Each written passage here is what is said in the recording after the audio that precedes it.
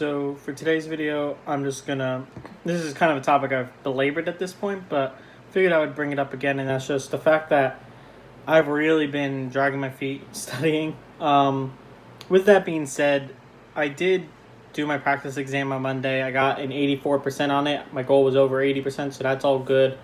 Downside to that score specifically is the test I took was more or less 60% the same as the test I already took. So there was a couple questions I definitely recognized and knew if I was on the right track to get the right answer and stuff.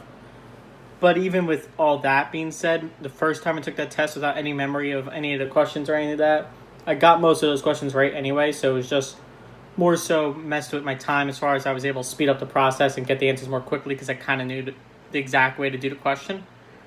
There was a couple things from that exam that I didn't ever see in my entire college education as a civil engineering student that suddenly appeared that I assume I never saw in my college education because they added it to the new form of the FE exam, and that information wasn't something that my classes knew about back when I took classes relevant to the new material.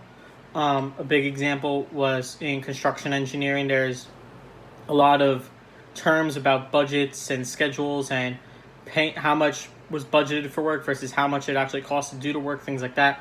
I didn't touch any of that in my construction engineering class or my engineering economics class.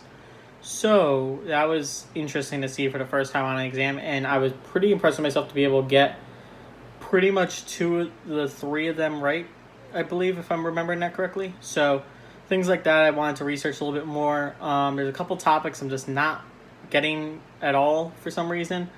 And at the end of the day, I think that's okay. I think I can kind of scrape by not having a full understanding of those topics and get enough questions right that it won't kill me.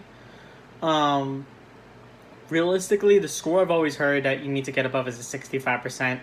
I've heard numbers as high as 70 or 75%. I've heard numbers as low as 60%. So my goal has been 80% the entire time to do that and be able to pass very comfortably. So I feel okay about it.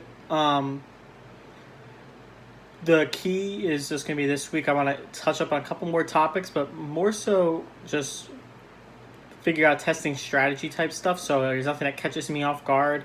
I wore my mask while I was doing my practice exam because that's something I'm going to have to do during the actual exam. Bathroom break stuff, food stuff, things like that. I have a decent idea of what I want to do. Waking up on time. I started waking up earlier this week because I need to wake up really early that day. So yeah, those kind of prep materials is what I'm working more with now. And I mean, this week is my last push, really trying to grind to the finish line. But even though I'm saying that, tomorrow I don't plan on doing any studying at all, mostly because there's a hole in my ceiling, which I mentioned in a previous video. There's a hole in my ceiling, and the guy's coming to fix that hole tomorrow. So I'll spend most of the day avoiding the house because my dog's going to be barking the entire time the guy's trying to fix the ceiling.